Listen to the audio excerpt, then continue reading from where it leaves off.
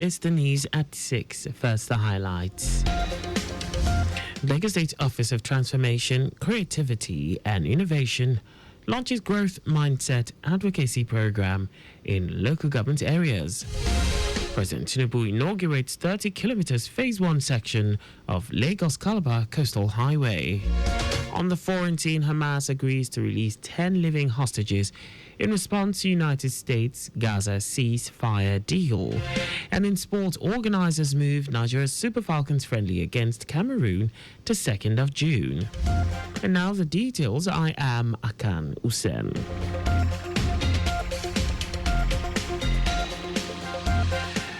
The Lagos State Office of Transformation, Creativity and Innovation, OTCI, has successfully launched an impactful advocacy program aimed at promoting a growth mindset among officers in local government areas, LGAs, and local council development areas, LCDAs.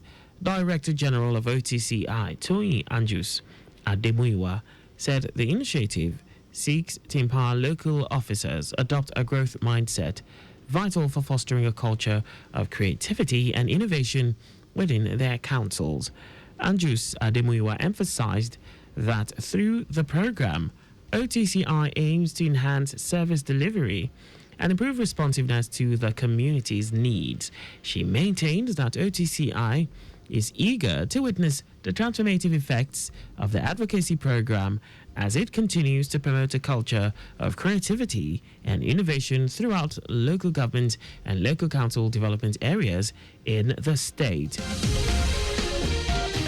The Lagos State Health Management Agency, LASHMA, in collaboration with the Lagos State Resident Registration Agency, LASRA, has launched and deployed biometric card readers for the Ilireko Social Health Plan. The unveiling took place at the General Hospital, Odon, Lagos, and the renowned private facility, St. Nicholas Hospital, symbolizing the inclusiveness of the Ilireko provider network. Permanent Secretary of LASHMA, Emanuela Zamba, who said it marks the beginning of a pilot phase across 100 healthcare facilities in the state, described the initiative as a landmark moment in the state's pursuit of universal health coverage. She said the biometric card readers are integrated with the LASRA database and designed to authenticate enrollees using their LASRA ID, thereby enhancing enrollee verification, eliminating impersonation, and streamlining access to health services. Lagos State Ministry of Tourism, Arts and Culture has, through the Lagos State Film and Video Centres Board, issued over 1,100 film permits to independent movie producers in the last 12 months. Commissioner for Tourism, Arts and Culture, Toke Benson Awoyinka, explained that these permits supported documentaries, feature films, commercials, and short films, reflecting a robust and dynamic film environment. On the international stage, Benson Awoyinka noted that the selection of My Father's Shadow for screening at the 2024 Cannes Film Festival was a proud milestone for Lagos and Nigeria at large.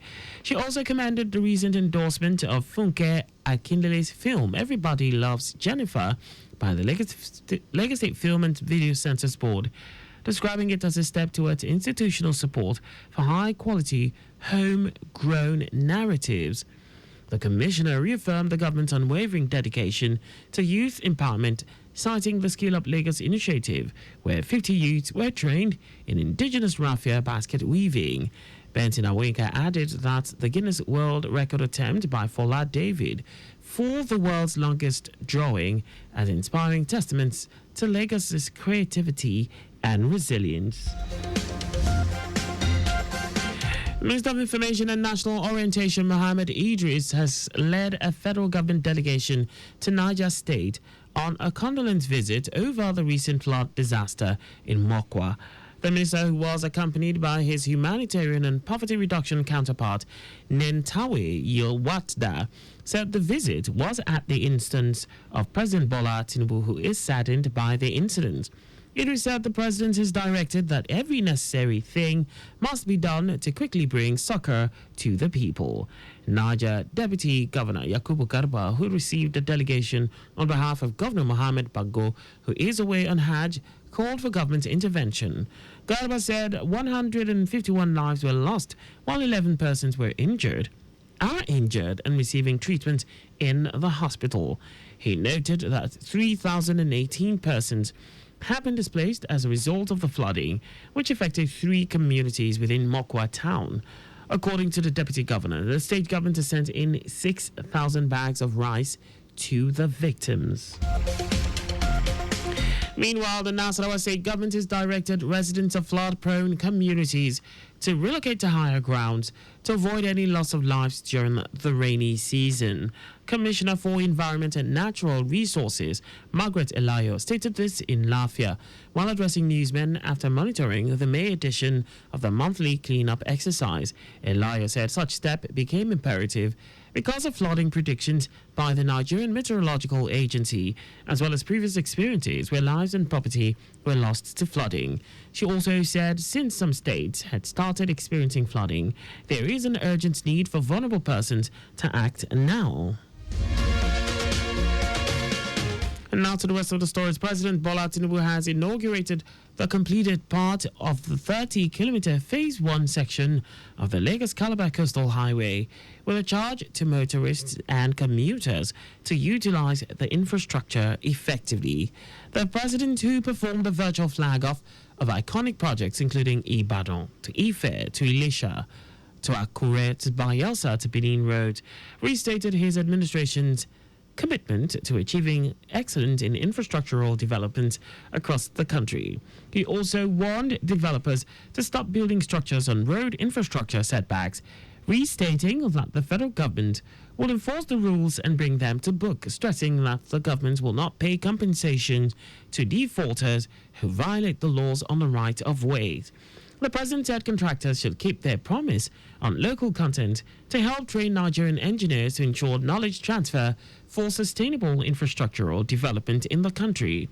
Minister of Works David Umahi ruled out the achievements of the President Tinubu's Renewed Hope agenda, especially on legacy infrastructural development projects across Nigeria, with immense benefits which include job creation, economic opportunities, improved accessibility and connectivity, among others. Present at the event were ministers, federal lawmakers, state governors such as Governor Babajide Sanwo-Olu, Lagos, Dakwa Abiodun of Ogun, Babagana Zulum, Borno, Chairman Progressive Governors Forum, Hope Uzodinma, and Nobel laureate Professor Wale Soyinka. The federal government has proposed the establishment of the National Examinations Malpractice Court Tribunal for prompt prosecution of examination infractions to serve as deterrent to others. Minister of Education Tunji Alausa said this in Abuja while receiving a committee report on improvement of quality examinations, affirming the recommendations of the 17-man committee headed by Registrar of the Joint Admissions and Matriculations Board, JAMB, Ishak Oloide. The minister said it will improve the quality of examinations in the country. Alausa assured the committee members that all the 12-point recommendations will be implemented, noting that the government will deploy all its machineries to fight the menace of examination malpractice. The committee also recommended that documents including certificates, registration, and result slips should contain National Identification Number, NIN, photograph and date of birth of candidates to guard against identity theft and impersonation. And now to foreign news. Hamas has agreed to release 10 living hostages and 18 bodies in response to the United States Gaza ceasefire proposals. The group said under the deal, Israel would release a number of Palestinian soldiers, but Israel is yet to respond. Earlier this week, the White House said Israel had signed off on a Middle East envoy, Steve Witkoff's plan. Israel imposed a total blockade on Gaza and resumed its military offensive against Hamas on the 18th of March, collapsing a 2-month ceasefire brokered by the US, Qatar, and Egypt. Israel launched a military campaign in Gaza in response to Hamas's cross-border attack on the 17th of October 2023, in which about 1,200 people were killed and 251 others were taken hostage. According to the territory's Hamas-run health ministry, at least 54,249 people have been killed in Gaza during the war. In our sports, the highly anticipated friendly between the Super Falcons of Nigeria and Indomitable Lionesses of Cameroon has been postponed to Monday, 2nd of June. It was initially scheduled to hold today at the Remo Stars Stadium Ikenne, but will now take place at the newly renovated MKO Abiola Sports Arena, Abeokuta, on Monday. The shift in date was necessitated by the late arrival of the Indomitable Lionesses. The game will serve as part of Super Falcons' preparations for the 2024 Women's Africa Cup of Nations. At least 20 athletes from the Kano contingent have been confirmed dead following a ghastly motor accident at Dakatsale Bridge in the Kura local government area of Kano State. The athletes were said to be returning from the just concluded National Sports Festival held in Abeokuta, Ogun State. Chairman of the Kano State Sports Commission, Umar Fage, who confirmed the incident, said many other athletes sustained various degrees of injuries following the fatal accident on Saturday. He explained that the bus conveying 30 athletes fell from the bridge, leading to the death of 20 athletes.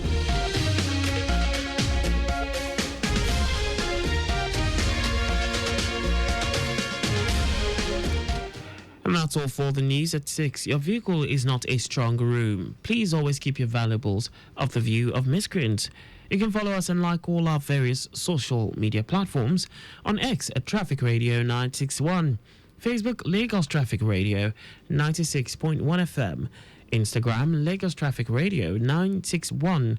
On YouTube, subscribe and watch us live on our channel, Traffic Radio 961. You can also visit our website on www.trafficradio961.ng. Did you know that the Sanwo-Olu administration empowered 600 women with ingenious business ideas to the tune of 4 billion naira through the Lagos State Employment Trust Fund LSETFW initiative to empower Lagosians? You can get more details on the Lagos State government's website. To end the news, here are the highlights of the major stories. The Lagos State Office of Transformation, Creativity and Innovation, OTCI, has successfully launched an impactful advocacy program aimed at promoting a growth mindset among officers in local government areas, LGAs, and local council development areas, LCDAs. President Bola Tinubu has inaugurated the completed part of the 30-kilometer Phase 1 section of the Lagos-Calabar Coastal Highway, with a charge to motorists and commuters to utilize the infrastructure effectively.